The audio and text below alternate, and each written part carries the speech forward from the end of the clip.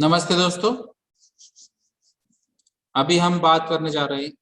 ADS का last subject है 23115 यानी कि industrial hygiene and occupational health. तो आपको नाम से ही पता चलता है कि इसमें मेजर दो पार्ट है, एक इंडस्ट्रियल हाइजीन का है और दूसरा पार्ट है ऑक्यूपेशनल हेल्थ का। तो अभी तक हमने जो बात किया था सेफ्टी मैनेजमेंट के बारे में बात किया है हमने, फिर हमने सेफ्टी इन इंजीनियरिंग इंडस्ट्रीज के बारे में बात किया, क्वालिटी कंट्रोल के बारे में बात किया है, एनवायरमेंट मैनेजमेंट, कंस्ट्रक्शन सेफ्टी, फिर आपने बात किया है लेजिस्लेशन की। और इसके अलावा भी आपको एज अ सेफ्टी ऑफिसर या फिर आपको SHE एम्प्लॉय आपको इंडस्ट्रियल हाइजीन और ऑक्यूपेशनल हेल्थ का भी नॉलेज चाहिए, इसीलिए ये सब्जेक्ट यहाँ पे ऐड हुआ है। तो इसका मेन जो रैशनल है, तो आपको मैन मशीन कंसेप्ट तो मालूम ही है, लेकिन ये मैन मशीन कंसेप्ट में भी आपको जो इंडस्ट्रियल हाइजीन मेंटेन करना है, हेल्थ मेंटेन करना है, हेल्थ चेकअप करना है, ये सब बातें यहाँ पे मेन रैशनल है इसका। तो आपको मशीनरीज का मेंटेनेंस हमको मालूम है, प्रिवेंटिव मेंटेनेंस मालूम है, ऑनलाइन मेंटेनेंस मालूम है, ब्रेकडाउन मेंटेनेंस मालूम है, ये सब बातें हमको मालूम है और ये मैक्सिमम बातें हम रेगुलरली करते भी है। उसके अलावा आज की डेट में अभी जो इंडस्ट्रियल हाइजीन और ऑक्यूपेशन हेल्थ है, ये भी इम्पोर्टेंट है। तो आपको वर्कर्स की हेल्थ भी कंटिन्यू रेगुलरली मॉनिटर करना है। इसके लिए हम मेडिकल चेकअप वगैरह भी रखते हैं और उसमें अगर कुछ फाइंडिंग्स आती है तो ये फाइंडिंग्स क्यों आती है, उसके कॉजेस क्या है और ये कॉजेस के बेसिस पे हमको प्रिवेंटिव और करेक्टिव एक्शंस क्या लेनी चाहिए हेल्थ ओरिएंटेड, तो ये भी हमको यहाँ पे स्टडी करना है। उसके अलावा यहाँ पे आपके जो इंडस्ट्रियल हाइजीन के पैरामीटर्स में आएंगे कि आपका ड्रिंकिंग वाटर जो है वो पोर्टेबल वाटर स्टैंडर्ड के हिसाब से है या नहीं, आपके पास सफिशिएंट अमाउंट में वो मिलता है या नहीं, कैंटीन फैसिलिटी आपको है या नहीं, उसमें भी हाइजीन मेंटेन किया है या नहीं, या फिर आपके पास जो लैट्रिन्स यूरिनल्स की जो अरेंजमेंट्स है वो भी अप्रोप्रिएट और सफिशिएंट अमाउंट में है या नहीं, ये सब बात है एक्चुअली इंडस्ट्रियल हाइजीन और ऑक्यूपेशन हेल्थ में आ जाएगी। तो इसमें मेन ऑब्जेक्टिव जो है आपको ओवरऑल लर्निंग करना है हीट स्ट्रेसेस ओरिएंटेड, फिर आपको स्टडी करना है वेंटिलेशन ओरिएंटेड। तो कुछ इंडस्ट्रीज में हीट ट्रीटमेंट्स रहती है, कुछ ऐसे ऑपरेशंस रहते हैं जहां पे टेम्परेचर हायर साइड में रहेगा, जैसे फोर्जिंग ऑपरेशन है या फिर फाउंड्री ऑपरेशन है या फिर फर्नेस ऑपरेशन है, बॉयलर ऑपरेशन है, हीट एक्सचेंजर अगर आप यूज करते होंगे या हीटर यूज करते होंगे, तो ऐसे बहुत सारे ऑपरेशन और इक्विपमेंट है जहाँ पे हीट स्ट्रेसेस डेवलप होने के चांसेस है। तो एग्जैक्टली ये हीट स्ट्रेसेस कम कैसे करेंगे, उसको कंफर्टेबल एटमॉस्फेयर में कन्वर्ट कैसे करेंगे, उसके लिए आपको जो एयर की हेल्प होगी, तो शायद वेंटिलेशन आपके पास सफिशिएंट अमाउंट में है या नहीं, या ये वेंटिलेशन एडिक्वेट होने के लिए कैलकुलेशन क्या है, लीगल रिक्वायरमेंट क्या है, अलग अलग इक्विपमेंट्स हम क्या यूज कर सकते हैं, अलग अलग टेक्निक्स क्या है वेंटिलेशन की, ये यहाँ पे आपको पढ़ना है। ये सब किस लिए कर रहे हैं हम, क्योंकि हमको कंफर्टेबल एटमॉस्फेयर चाहिए, आपके हेल्थ पे कोई भी एडवर्स इंपैक्ट नहीं होना चाहिए, इस हिसाब से हमको ये वेंटिलेशन मेंटेन करना है। इसके अलावा आपको PPE पढ़ना है, यानी कि पर्सनल प्रोटेक्टिव इक्विपमेंट। तो जो इंडस्ट्रीज में एक्टिविटी होती है उसके एक्टिविटीज के हिसाब से अलग अलग PPEs यहाँ पे रहते हैं। जनरली इसमें दो पार्ट रहते हैं, रेस्पिरेटरी टाइप ऑफ PPE और non respiratory type of PPE। जो PPEs रेस्पिरेशन के रिलेटेड है, यानी कि हम जब रेस्पिरेशन करते हैं, ब्रीदिंग करते हैं, तो उसके साथ हवा के साथ अगर कुछ केमिकल कंपोनेंट्स यहाँ पे आते हैं तो उसको कैसे रोका जाता है, तो उसके लिए अलग अलग गैस मास्क यूज कर सकते हैं हम, या फिर SCBA एपरेटस यूज करते हैं, यानी कि self contain breathing apparatus use कर सकते हैं, या डस्ट मास्क यूज कर सकते हैं, या बहुत सारे उसके मास्क अवेलेबल है, air purifying refrigerate reference lines भी है, और SCBA जैसे ऑपरेटर से ऑक्सीजन सिलेंडर्स भी हम यूज कर सकते हैं, cartridge type, non cartridge type, ऐसे बहुत सारे इक्विपमेंट्स रेस्पिरेटरी टाइप में। नॉन रेस्पिरेटरी को सभी को मालूम है, जैसे हैंड ग्लोव्स है, शूज है, ग्लासेस यूज करते हैं हम, हेलमेट्स यूज करते हैं, हार्ड हैट्स यूज करते हैं, एप्रॉन्स यूज करते हैं, सेफ्टी हार्नेस यूज करते हैं, ये बहुत सारे पीपीईज के नॉन रेस्पिरेटरी इक्विपमेंट्स अलग अलग ऑपरेशन के लिए यूज करना पड़ते हैं, तो इसकी डिटेल्स हमको पढ़ना है। उसके अलावा हीट स्ट्रेस इंडाइसेस क्या रहती है, वेंटिलेशन टेक्निक्स उसमें क्या है, तो इसमें एक स्पेसिफिक इंडाइसेस है, स्पेशली ये टेम्परेचर ओरिएंटेड है। फिर हमको ये स्टडी करना है कि हमारे बॉडी को कंफर्टेबल जोन का टेम्परेचर क्या होता है और ये अचीव कैसे करते हैं, और उसके लिए वेंटिलेशन की हेल्प क्या होगी, ये आपको डिटेल में देखना है। फिर इसमें आपको हजार्ड्स और उसके रिलेटेड कंट्रोलिंग मेजर्स, स्पेशली हम जब यहाँ पे हम बात कर रहे हैं तो यहाँ पे occupation health oriented noise hazard यहाँ पे आने वाला है, क्योंकि ऑक्यूपेशन हेल्थ ओरिएंटेड अगर आप देखेंगे तो नॉइज ये एक ऑक्यूपेशनल डिसीज डिक्लेयर किया है और ये स्पेशली मेंशन किया है फैक्ट्री एक्ट के एक शेड्यूल में। तो यहाँ पे आपको नॉइज कंट्रोल करना इंपॉर्टेंट है और ये मेनली नॉइज वाइब्रेशन थ्रू आता है और मशीनरीज का मेन जो वाइब्रेशन होता है उसकी वजह से आता है। इसीलिए यहाँ आपको वाइब्रेशन और नॉइज का एज अ हजार्ड स्टडी करना है, उसका मेजरमेंट्स करना है, उसकी मॉनिटरिंग करनी है और उसके कंट्रोलिंग के पैरामीटर्स भी आपको ढूंढने हैं। तो इसमें लीगल रेफरेंस भी हो सकते हैं और हेल्थ ओरिएंटेड रेफरेंस भी होने वाले हैं। इसके अलावा आपको ऑक्यूपेशन हेल्थ के हजार्ड्स और उसके कंट्रोलिंग मेजर्स भी आपको देखने हैं। फिर आपको फर्स्ट एड टेक्निक मालूम होना चाहिए, क्योंकि नॉर्मली ये फर्स्ट एड ट्रेनिंग एक सेपरेट रहता है और फर्स्ट एड ट्रेनर भी रहता है, उसके लिए अलग अलग अप्रोप्रिएट एजेंसीज भी है जो ये फर्स्ट एड ट्रेनिंग लेती है और उस हिसाब से फर्स्ट एड ट्रेनर भी डेवलप होते हैं। लेकिन अगर फर्स्ट एड ट्रेनर वहाँ पे इमीडिएटली अवेलेबल नहीं है तो एटलीस्ट आपको फर्स्ट एड आना चाहिए, इसीलिए आपके इंडस्ट्रीज में फर्स्ट एड ट्रेनिंग भी होनी चाहिए और उस हिसाब से आप इंजुरीज का जो सीवियरिटी है वो आप कम कर सकते हैं। उसके अलावा आपको एर्गोनॉमिक्स एक स्टडी करना है और अगर एर्गोनॉमिक्स स्टडी करेंगे तो फिर आपको एर्गोनॉमिक हजार्ड्स मालूम होंगे और फिर ये हजार्ड कैसे कम किया जाए उसके लिए अलग अलग सोल्यूशन आपको ढूंढना है। तो ये एर्गोनॉमिक के लिए आपको स्टडी भी करना है। तो इसमें जो मेन लर्निंग स्ट्रक्चर है, इसमें अगर आप देखेंगे तो आपको हाइजीन एंड हेल्थ का बेसिक सीखना है, फिर आपको अलग अलग उसके लिमिट्स सीखने हैं, उसका ह्यूमन बीइंग पे क्या इफेक्ट होता है वो भी चेक करना है,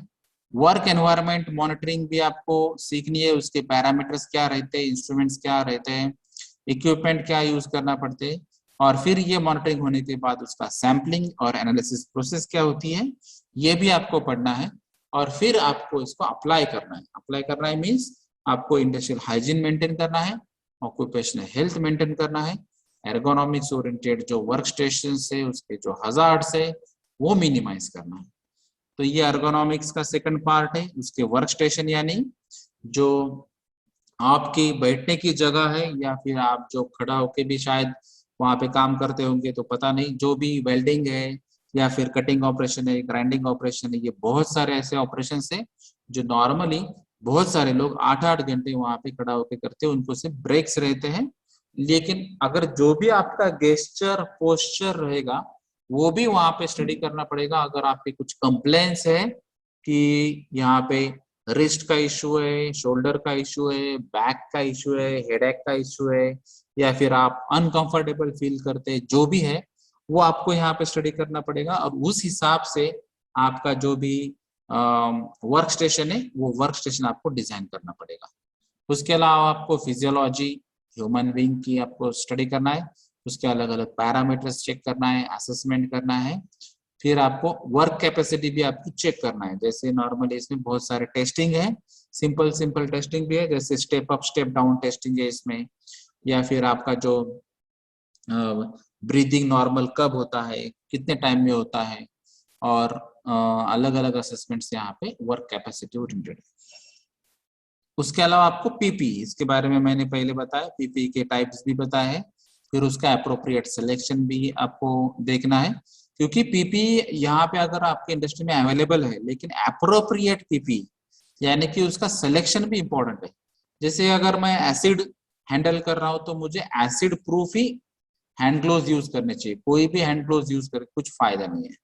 अगर मैं कुछ आपको नेल्स या ड्रिलिंग ओरिएंटेड कुछ मैं काम कर रहा हूँ या फिर कटिंग ऑपरेशन कर रहा हूँ तो मुझे पंक्चर रेजिस्टेंस ही हैंड ग्लोव्स यूज करना है, तो ये सिलेक्शन भी बहुत इंपॉर्टेंट है, इसीलिए यहाँ पे आपको सिलेक्शन भी स्टडी करना है। और उसके अलावा उसके रिलेटेड जो ट्रेनिंग्स है, मेंटेन कैसे करते हैं ये पीपीईज को, स्पेशली जो हम बात कर रहे हैं रेस्पिरेटरी टाइप पीपीई में मेंटेनेंस ज्यादा रहेगा, तो वहां पर आपको ये मेंटेनेंस भी मालूम चाहिए, उसके आईएस स्टैंडर्ड और टेस्टिंग्स भी यहाँ पे आपको स्टडी करना है। उसके अलावा आपको ऑक्यूपेशनल डिसीज, ये ऑक्यूपेशनल हेल्थ ओरिएंटेड है, डिसीज एग्जैक्टली क्या रहते हैं, उसके कैटेगरीज क्या है, फैक्ट्री एक्ट में क्या मेंशन किया है, ये अलग अलग आपको डिसीजेस यहाँ पे, और उसके ओरिएंटेड डायग्नोसिस, उसके अलग अलग मेथड्स, और उसका इवेल्युएशन, उसके सर्विसेज, उसकी प्रोसीजर्स आपको पढ़नी है, और फिर आपको ये सब बातें अप्लाई करनी है, और यहाँ पे इंडस्ट्रियल हाइजीन और ऑक्यूपेशनल हेल्थ आपके इंडस्ट्रीज में मेंटेन करना है। तो इसमें इस हिसाब से चैप्टर 1 में दिया है इंडस्ट्रियल हाइजीन। तो ये चैप्टर 1 में पूरा ओवरऑल इंडस्ट्रियल हाइजीन के बारे में दिया है, जहाँ पे इंडस्ट्रियल हाइजीन का डेफिनेशन है, फिर आपको इंडस्ट्रियल हाइजीन के अंदर कंट्रोलिंग मेथड्स है, सब्स्टिट्यूशन मेथड है, चेंजिंग ऑफ प्रोसेस है, आइसोलेशन है, वेट मेथड है, लोकल एग्जॉस्ट वेंटिलेशन है यानी कि LEV, पर्सनल हाइजीन है, हाउसकीपिंग एंड मेंटेनेंस है, वेस्ट डिस्पोजल है, स्पेशल कंट्रोल मेजर्स है, इंट्रोडक्शन टू केमिकल हजार्ड्स। तो अभी ये इंडस्ट्रियल हाइजीन में केमिकल हजार्ड्स क्या एग्जैक्टली रहते हैं, फिर उसके डेंजरस प्रॉपर्टीज क्या रहती है केमिकल की, उसमें भी कुछ स्पेसिफिक एग्जांपल है, जैसे कि डस्ट है, गैसेस है, फ्यूम्स है, मिस्ट है, वेपर्स है, स्मोक और एरोसोल्स भी है। तो ये सब के डेफिनेशंस भी हमको मालूम चाहिए, उसके एग्जांपल्स मालूम चाहिए, उसके हेल्थ एडवर्स इफेक्ट्स मालूम चाहिए, और फिर उसके बाद में हम उसको कैसे कंट्रोल करेंगे इसके बारे में हम सोच सकते हैं। उसके अलावा अभी ये जो हमने बात की है ये सब अलग अलग केमिकल्स, तो इसके रूट्स ऑफ एंट्री क्या रहती है ह्यूमन सिस्टम्स में, तो ये बेसिकली अगर हम देखेंगे तो ये माउथ थ्रू जा सकता है, रेस्पिरेशन यानी कि नोज थ्रू जा सकता है, स्किन थ्रू भी जा सकता है, या फिर आईज थ्रू भी जा सकता है। तो ये अलग अलग उसके रूट्स ऑफ एंट्री है, और फिर इसको आपको रिकॉग्नाइज करना है, इवेल्युएट करना है, और उसका अगर कंट्रोलिंग करना है, उसके ट्रीटमेंट्स लेना है, तो उसके लिए भी अलग अलग सिस्टम्स हैं। उसमें स्पेशली आपको ये डोज रिस्पॉन्स रिलेशनशिप आपको स्टडी करना है, बायोकेमिकल एक्शन, स्पेशली जो टॉक्सिक सब्सटेंसेस है उसके ओरिएंटेड आपको स्टडी करना है, और फिर अलग अलग इक्विपमेंट्स या इंस्ट्रूमेंट जो यहाँ पे रहते हैं ये सैम्पलिंग एनालिसिस करने के लिए। स्पेशली यहाँ पे हम देख रहे हैं पर्सनल सैम्पलर, यानी कि पर्सनल लेवल पे अगर आपका ओवरऑल 8 घंटे का जो काम है, जहां जहां जिस जिस जगह आप जाते हैं उस हिसाब से आपका जो रेस्पिरेशन होता है, वो रेस्पिरेशन में आपका actually other than air chemical components क्या है, इसके लिए एक्चुअली पर्सनल सैम्पलिंग होता है। तो ये पर्सनल सैम्पलर हैंडी डिवाइस है, मोबाइल जैसे आप उसको पॉकेट में रख सकते हैं या अटैच कर सकते हैं, और आपका जो ब्रीदिंग जोन है यानी कि नोज से 30 सेंटीमीटर गाया, वहां से वो एक्चुअली एयर एब्जॉर्ब करेगा, इसलिए उसको कॉलर में लगाते हैं और ये पर्सनल सैम्पलिंग करेगा। हाई वॉल्यूम सैम्पलर ये actually basically ambient air sampling के लिए होता है, यानी कि जो आपका वर्क स्टेशन या बिल्डिंग है उसके बाहर का जो एम्बियंस है वहां पे एक्चुअली एयर का प्योरिटी क्या है, एयर का क्वालिटी क्या है, वो चेक करने के लिए हाई वॉल्यूम सैम्पलर यूज होता है। और मिडगेट इम्पिंजर ट्यूब्स, रोटामीटर और उसके रोटामीटर की कैलिब्रेशन, ये सब पार्ट हाई वॉल्यूम सैम्पलर और पर्सनल सैम्पलर ओरिएंटेड है, यानी कि ये पार्ट है सैम्पलिंग। उसके बाद में ये कंसेप्ट से अलग अलग, जिसको हम बोलेंगे थ्रेशोल्ड लिमिट वैल्यूज TLV, उसमें अगर आप देखेंगे तो TWA है यानी कि टाइम वेटेड एवरेज है, परमिसिबल एक्सपोजर लिमिट है, अलग अलग एक्सपोजर्स लिमिट है, फिर स्टेल है, IDLH है, LC50 LD50 भी है, यानी कि short term exposure limit, immediate danger to life and health, lethal concentration 50%, lethal dose 50%, air sampling strategies, personal exposure monitoring, ऐसे अलग अलग कंसेप्ट आपको देखने। यानी कि ये जो केमिकल्स है, टॉक्सिक केमिकल्स या जो हजार्डस केमिकल्स है, तो आपके बॉडी में अगर वो जाते हैं तो उसका इम्पैक्ट क्या हो सकता है, इस हिसाब से उसका मैक्सिमम परमिसिबल लिमिट डिसाइड होता है। वो मैक्सिमम परमिसिबल लिमिट को ही हम टेक्निकली यहाँ पे थ्रेशोल्ड लिमिट वैल्यूज कहते हैं, TLV। अगर आप 8 घंटे की बारे में बात कर रहे हैं तो वो TWA वैल्यू रहेगा, अगर आप 15 मिनट के लिए बात करेंगे तो वो स्टेल वैल्यू रहेगा। तो ऐसे अलग अलग मिनट्स के लिए, अलग अलग यूनिट्स के लिए भी यहाँ पे अलग अलग पैरामीटर्स हैं। जैसे कुछ पैरामीटर्स मीटर क्यूब में, सेंटीमीटर क्यूब में बात करेंगे, कुछ पैरामीटर्स मिलीग्राम पर लीटर के बारे में बात करेंगे, और ये पैरामीटर्स आपको स्टडी करने चैप्टर 1 में। चैप्टर 2 फोकस करता है पीपी, जैसे हमने बात किया था, ये 2 टाइप के पीपी है। तो ये जो पीपीज है उसका प्रॉपर सिलेक्शन, उसके स्टैंडर्ड्स, उसका सप्लाई, यूज, केयर, मेंटेनेंस, और उसके बाद में ये जो हमने पहले ही बात किया नॉन रेस्पिरेटरी पीपीज में क्या क्या आता है, और फिर उसके हजार्ड्स क्लासिफिकेशन। तो ये रेस्पिरेटरी पीपीज का मेन फोकस है यहाँ पे। उसमें भी जो मैंने बात किया था एससीबीए apparatus, और उसमें भी स्पेसिफिक बताया गया है कि ओपन सर्किट और क्लोज सर्किट के लिए जो एससीबीए है उसका ट्रेनिंग क्या रहता है, उसमें कंटेंट्स क्या रहते हैं। तो इसके लिए आईएस कोडिंग है, तो ये आईएस कोडिंग हम पढ़ेंगे। इसके अलावा है टेस्टिंग प्रोसीजर्स और उसके स्टैंडर्ड्स। तो ये स्टैंडर्ड्स मैंने जो अभी बात किया, तो इसको आईएस स्टैंडर्ड्स ओपन सर्किट को एक पार्ट 1 में है और क्लोज सर्किट के लिए पार्ट 2 में है। तो ये पीपी ओवरऑल हम चैप्टर 2 में पढ़ेंगे। चैप्टर 3 फोकस करता है ventilation, lighting and illumination and noise and vibration. तो पहले पार्ट में हम पढ़ेंगे वेंटिलेशन एग्जैक्टली क्या होता है, उसके लिए फिर टेम्परेचर कितना चाहिए, एयर की रिक्वायरमेंट क्या है, वॉल्यूम कैसे कैलकुलेट करते हैं, फिर हीट स्ट्रेसेस एग्जैक्टली क्या रहता है, फिर हीट स्ट्रेसेस के इंडाइसिस क्या रहते हैं, फिर थर्मल लिमिट्स यानी कि टेम्परेचर के लिमिट्स क्या रहते हैं, कंफर्टेबल एटमॉस्फेयर क्या रहता है, उसकी इफिशियंसी पे इफेक्ट क्या होता है, हेल्थ पे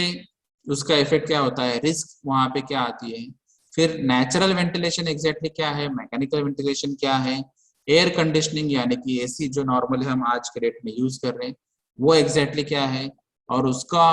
यूज करके हम हीट स्ट्रेसेस कम से कम कैसे कर सकते हैं। उसके अलावा हमको सीखना है हीट एक्सपोजर का कंट्रोल कैसे करते हैं, उसको डायल्यूट कैसे करते हैं, या फिर लोकल वेंटिलेशन टेक्निक यूज करके हम स्ट्रेसेस कम से कम कैसे करेंगे, या फिर कुछ अलग अलग रिकमेंडेशंस है, स्पेशली हम स्टैट्यूटरी रिक्वायरमेंट के हिसाब से देखेंगे, जिसमें फैक्ट्री एक्ट है और कुछ नेशनल स्टैंडर्ड्स है। उसके अलावा हम लाइटिंग और इल्यूमिनेशन, क्योंकि इंडस्ट्रीज में जो भी एक्टिविटीज होती है वहां पे सफिशिएंट लाइट होना जरूरी है, इसीलिए यहाँ पे आपको लाइटिंग की स्टडी करनी है।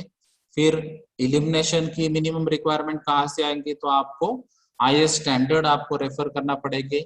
और ओशास के भी कुछ स्टैंडर्ड से वहां से भी आपको गाइडलाइन मिलेगी। फिर आपका जो पर्टिकुलर वर्किंग स्टेशन है, शायद वो आपकी लैबोरेटरी हो सकती है, कहीं का प्रोडक्शन यूनिट या लाइन हो सकती है, किसी का एडमिनिस्ट्रेटिव बिल्डिंग हो सकता है, या किसी का R&D डिपार्टमेंट हो सकता है, किसी का क्वालिटी डिपार्टमेंट हो सकता है। अलग अलग डिपार्टमेंट के लिए, अलग अलग एक्टिविटीज के लिए अलग अलग यहाँ पे इल्यूमिनेशन की रिक्वायरमेंट रहेंगी। इल्यूमिनेशन यानी light requirement in terms of lux, तो लक्स की रिक्वायरमेंट रहती है। यहाँ पे लक्स मीटर हम यूज कर रहे हैं, और लक्स मीटर से हमको पता चलता है कि यहाँ पे लाइट की एक्चुअली अवेलेबिलिटी कितनी है, और फिर हम स्टैंडर्ड से पता करते हैं कि मिनिमम हमको रिक्वायरमेंट कितनी है, और अगर उसमें गैप रहेगा तो आपको गैप को फुलफिल करना है अलग अलग आर्टिफिशियल लाइटिंग ऐड करके, क्योंकि नेचुरल लाइट हर जगह नहीं रहेगी। तो नेचुरल लाइट अगर रहेगी तो सबसे अच्छी बात है, और नेचुरल लाइट अगर सफिशिएंट नहीं है तो आपको आर्टिफिशियल लाइटिंग वहां पे ऐड करना पड़ेगा। उसके अलावा है नॉइज एंड वाइब्रेशन। तो noise as a disease, occupational disease हमने पहले ही बात किया था, जो फैक्ट्री एक्ट में शेड्यूल में भी मेंशन किया है। तो ये मेनली वाइब्रेशंस थ्रू आती है, और इसीलिए आपको यहाँ पे उसके इल इफेक्ट यानी कि निगेटिव इफेक्ट आपको नॉइज के ह्यूमन हेल्थ पे क्या क्या होते हैं, उसमें स्पेशली 2 कैटेगरी उन्होंने बताई है, ऑडिटरी और नॉन ऑडिटरी। यानी कि जो भी एक्सेस नॉइज है उसको सुनने के बाद हमारे पे ऑडिटरी इफेक्ट क्या होता है, यानी कि इनर ईयर या एक्सटर्नल ईयर या फिर उसमें जो एंटेनास वगैरह रहते हैं उसका हियरिंग इम्पैक्ट आप पे कुछ होता है, यानी कि जिसको हम बोलते हैं थ्रेशोल्ड हियरिंग शिफ्ट, यानी कि आपके सुनने की जो क्षमता है वो क्षमता कम होते जाती है, उसको हम ऑडिटरी इफेक्ट बोलेंगे। नॉन ऑडिटरी यानी कि क्या, जो नॉइज ज्यादा जनरेट हो रहा है उसकी वजह से मुझे इरिटेशन होता है, या फिर मैं साइकोलॉजिकली डिस्टर्ब हो रहा हूँ और उसके वजह से मेरा कॉन्सेंट्रेशन लूज हो रहा है, मुझे हेडेक हो रहा है या नोजिया हो रहा है, तो ये सब बातें नॉन ऑडिटरी टाइप में आएंगी। तो ये जो noise induce hearing loss concept है, ये एग्जैक्टली क्या है, उसको नॉइज का इवेल्युएशन कैसे करते हैं, नॉइज को मेजर कैसे करते हैं, कंपेयर कैसे करते हैं, उसके जो रूल्स एंड रेगुलेशन है उससे आपको कंपेयर करना है। फिर उसको कंट्रोल कैसे करना है, या अगर ये कंट्रोल नहीं हो पाता है तो फिर आपको पर्सनल प्रोटेक्टिव इक्विपमेंट आपको यूज करना पड़ेगा, और फिर वो एग्जैक्टली क्या क्या करना है ये आपको यहाँ पे पढ़ना है। उसके अलावा वाइब्रेशन रिलेटेड एक डिसीज है जिसको हम बोलेंगे रेनॉल्ड्स फिनोमिना या फिर व्हाइट फिंगर्स डिसीज। तो ये एग्जैक्टली डिसीज क्यों होता है, कैसे होता है, और उसको कंट्रोल कैसे करता है, तो ये सब चैप्टर 3 में आपको पढ़ना है। चैप्टर 4 का मेन फोकस है ऑक्यूपेशनल हेल्थ। तो WHO एग्जैक्टली क्या है, और WHO ने अलग अलग जो डेफिनेशंस दी है वो भी आपको डेफिनेशन यहाँ पे पढ़ना है। ऑक्यूपेशनल डिसीज क्या होता है, कॉमन ऑक्यूपेशनल डिसीजेस की लिस्ट क्या है,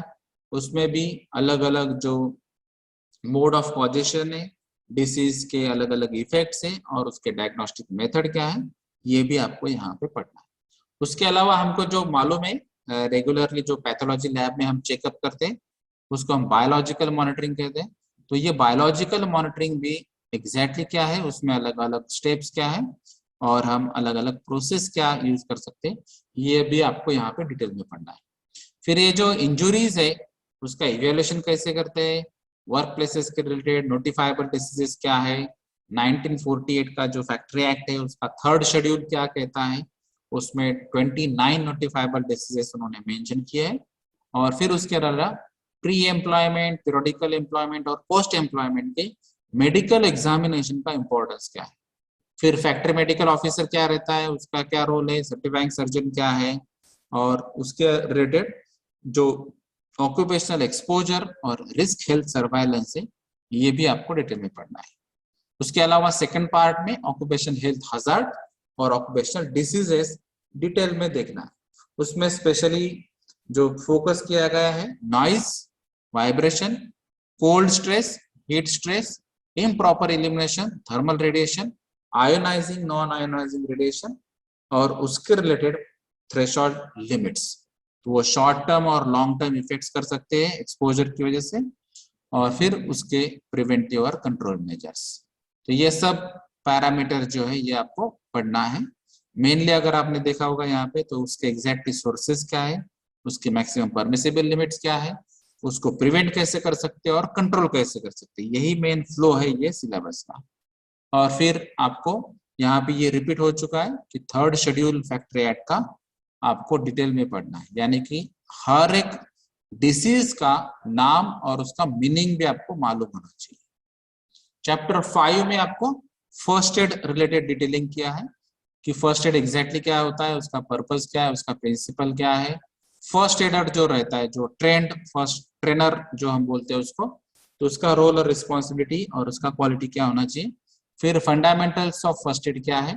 उसमें स्पेसिफिकली आपको थर्मल बर्न्स का मीनिंग क्या है, केमिकल बर्न्स का मीनिंग क्या है, फ्रैक्चर का डेफिनेशन क्या है, फेंटिंग या नहीं या क्या, या फिर shocks, insects and animal bites, suffocation, toxic injection, bleeding wounds, bandaging, artificial respiratory, या फिर CPR टेक्निक जिसको हम कार्डियोपल्मोनरी रेसिटाइशंस, ये सब आपको ओवरऑल पढ़ना है। तो ये सब फर्स्ट एड रिलेटेड है, और उसके अलग अलग टेक्निक्स, उसके कुछ विक्टिम के ट्रांसपोर्ट कैसे करते हैं, उसके लिए फैसिलिटी क्या होनी चाहिए, या फिर रेस्क्यू कैसे करते हैं, और फर्स्ट एड के बॉक्स में कंटेंट्स क्या क्या होने चाहिए, ये स्टैंडर्ड के हिसाब से हमको पढ़ना है। चैप्टर 6 में आपको एर्गोनॉमिक्स मेन फोकस है, तो आपको एर्गोनॉमिक का मेन स्टडी करना है। जैसे मैंने पहले ही बताया, मैन मशीन का आपको चेक करना है रिलेशनशिप, फिर एनवायरनमेंट चेक करना है, उसके बाद में आपको एर्गोनॉमिक्स आप बता सकते हैं, और फिर बाद में अप्लाई कर सकते हैं। तो इसमें अलग अलग जो बात किया था हमने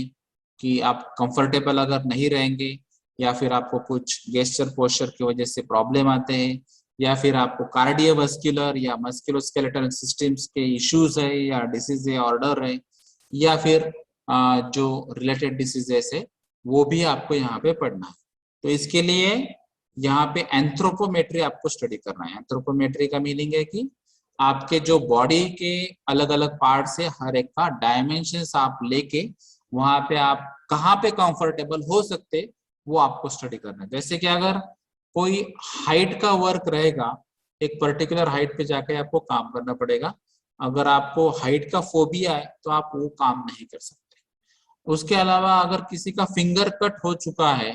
एक्सीडेंट में, अगर आप उसको वो 10 फिंगर्स का काम देते हैं तो वो गलत है, इसलिए आपको एंथ्रोपोमेट्री मेजरमेंट करना पड़ेगा। किसी का फिंगर या किसी का थंब का जो रेगुलर साइज है उससे कम या उससे ज्यादा है तो उस हिसाब से भी उसको सुटेबल वर्क देना चाहिए। तो ये अलग अलग एंथ्रोपोमेट्री मेजरमेंट्स आपको देखना है।